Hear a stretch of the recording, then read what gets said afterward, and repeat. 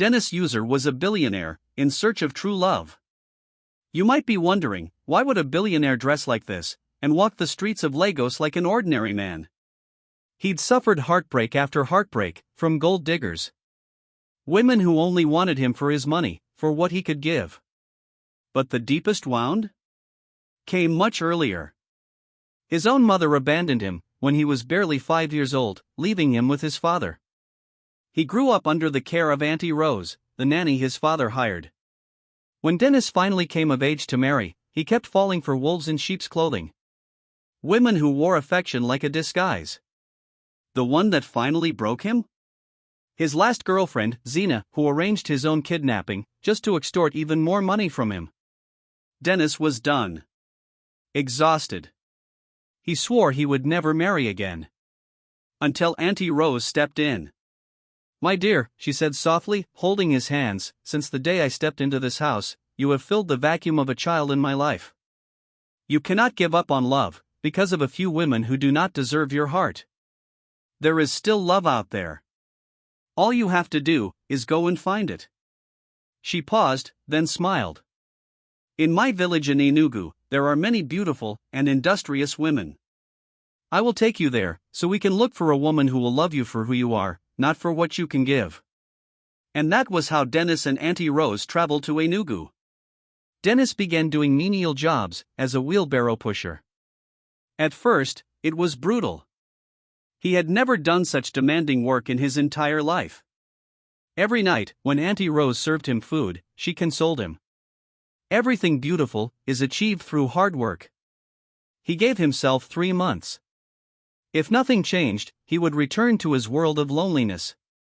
Then, one day, a woman caught his attention. She was as bright as the morning sun. Surprisingly, she had a twin sister who looked exactly like her, yet was completely different in nature. One was lively, radiant. The other, calm, gentle. She served him food in her mother's small buka, placing a plate of jollof rice before him with a warm smile, while her mother dished out more meals for other customers. He watched the way she walked, humble, graceful, down to earth. But her twin sister? Attended only to men who looked wealthy. She flirted openly, and her mother smiled in encouragement, while constantly shouting at Favor, the humble twin. When Dennis paid Favor, she thanked him so politely, he felt a strange pull in his chest. The next day, he returned. But this time, he overheard the mother scolding her. "Why are you so useless?" the woman barked. "Are you better than your sister? Why are you always bringing me shame and disgrace?" Dennis stood in total awe, staring. "Go inside now," her mother commanded. "No, Mommy. I am not going.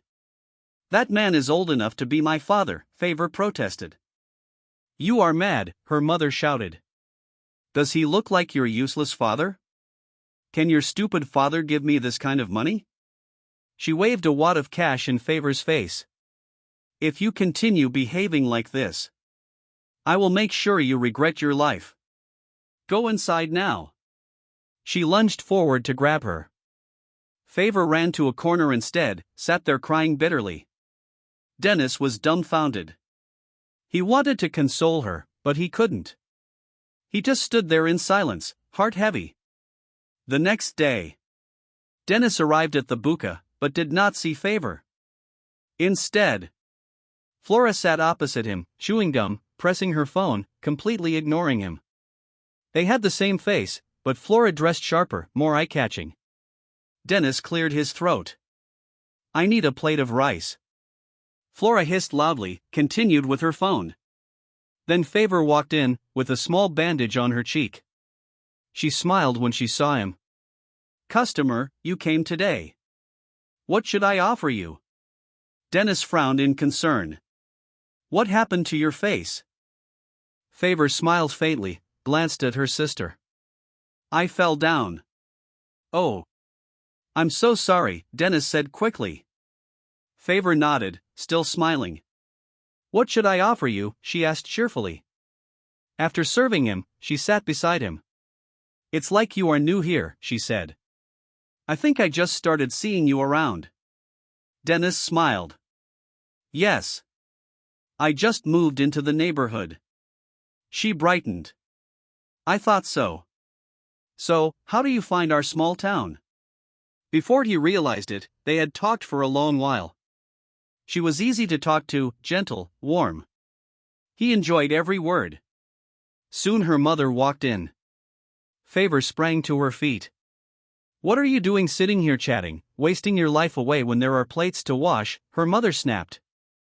But mommy, I have been the one serving customers. Flora has done nothing all day, Favor replied softly. Her mother shot back, are you useful for anything else in this place? Before I open my eyes, go and wash those plates, useless girl. Then she turned to Flora. My dear girl, come. I have a gist for you. Mother and daughter walked into the inner part, leaving Favor standing there in silence. Later that evening, Dennis and Favor met again, talked for a long while. They both enjoyed each other's company. She was full of energy and life. Deep in his heart, Dennis knew he had found his wife. He asked her to be his girlfriend. She accepted gladly. A few days later, Dennis arrived at the buka, only to find Favor being dragged like a common criminal. He rushed forward, pulled her from her mother's grasp, drew her to his side. Who are you, and how dare you come here? Juliet barked angrily. I am Dennis, her boyfriend, he said firmly. Both Flora and her mother burst into mocking laughter. So, Favor, out of all the men of timber and caliber who come here, you chose a poor riffraff, a nobody, a church rat? Juliet sneered. You are indeed a cursed girl. Favor kept sobbing as Dennis led her away. When they got home, Auntie Rose pulled her into a warm hug. I am so sorry, my dear, for all you have gone through. After they settled down, Dennis spoke first. Favor, I love you. I can no longer bear to see you suffer this hardship at the hands of your own mother.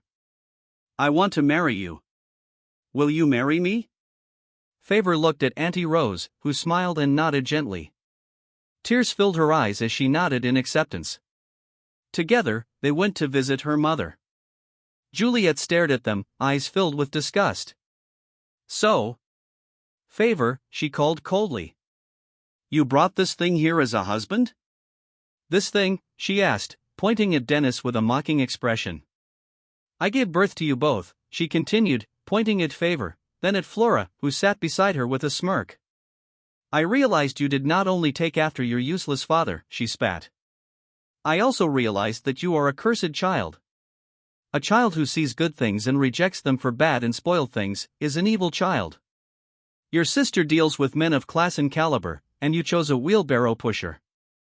Favor sighed deeply. Mommy, please. I only came to inform you, she said calmly. Dennis and I have spoken to Uncle Joe about the introduction date, and we have agreed on the 14th of next month. Juliet hissed again. Flora rolled her eyes. You see this calamity you want to bring upon yourself, know that the moment you marry this fool, you are no longer part of this family. I know. Mommy, Favor said quietly, voice steady despite the pain in her eyes. On the day of the introduction, the elders sat in the living room. Juliet and Flora took their seats, ready to mock and laugh at everything. Favor remained alone in her room, standing by the window, watching, waiting for Dennis to arrive. Her heart raced with fear and hope. What if he abandons me? Before long, a commotion erupted in the living room. Dennis walked in, looking wealthy, exuding class. The elders were confused. Juliet was struck speechless. Favor, who saw the cars that brought him, came out as well, face filled with confusion. Dennis and Auntie Rose stood side by side. Dennis smiled and introduced himself. My name is Dennis Uzor. I am the CEO of Prime Interior Decor. Flora's jaw dropped. She instantly recognized his face. Dennis, Favor called out, shock written all over her face. Auntie Rose smiled, pulled her into a hug. You have nothing to worry about, dear, she assured gently. Let's begin, Dennis said calmly. Flora quickly pulled her mother aside into the backyard. "Mommy, what is happening?" she whispered urgently. Juliet stood there, dumbfounded. "This can't happen," Flora cried. "It should be me marrying that man, not Favor. I deserve him." "Calm down," her mother whispered back, leaning closer. "I have a plan." The traditional wedding was fixed for a week later.